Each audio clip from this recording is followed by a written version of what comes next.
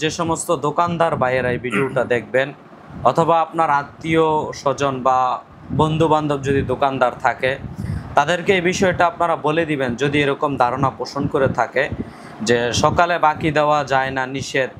এটা আসলে একেবারে একটা ভ্রান্ত ধারণা। হ্যাঁ, আপনি বলতে পারেন আমি টোটাল বাকি দেই না, হ্যাঁ টোটাল বাকি দিই না, ওটা সকাল কি বিকাল কি রাত ওইটা ভিন্ন বিষয়, ওইটা আলাদা বিষয়। কাস্টমার পছন্দ হয় না, কিন্তু আপনি বাকি দিলেন না, 10টা বাজে বাকি দিবেন বা 8টা বাজে বাকি দিবেন, ভোরবেলা বাকি দিবেন না, আর মনের ভিতর লালন পোষণ করবেন যেটা কুসংস্কার কোনো কিছু হতে পারে, জি জি জি, তাহলে তো এটা শিরিক হয়ে যাচ্ছে। জি জি জি, অতএব প্রিয় ভাইরা আমার 100% শিরিক। জি, এই বিষয়গুলো অবশ্যই আপনারা সতর্ক সাবধান থাকা।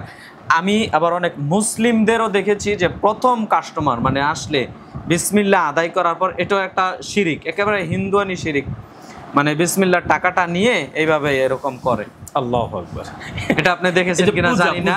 হ্যাঁ, ইসলাম হলো একটা জিনিস মনে রাখতে, ইসলাম হলো ইবাদতের ধর্ম। জি জি জি, ইসলামে কোনো পূজা নাই। জি, যত জায়গায় বলে না, আমরা অনেক পিতামাতার ছবি টানিয়ে রাখি ইত্যাদি, মানে এক কথা হলো বুঝতে হবে ইসলাম হলো ইবাদত, ইসলাম কোনো পূজা না।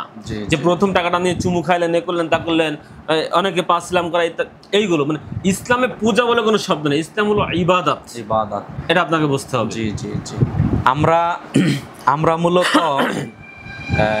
কাবার ইবাদত করি না, কাবার মালিকের ইবাদত করি, তাই না? মসজিদের ইবাদত করি না, মসজিদে যাই আল্লাহর ইবাদত করার জন্য।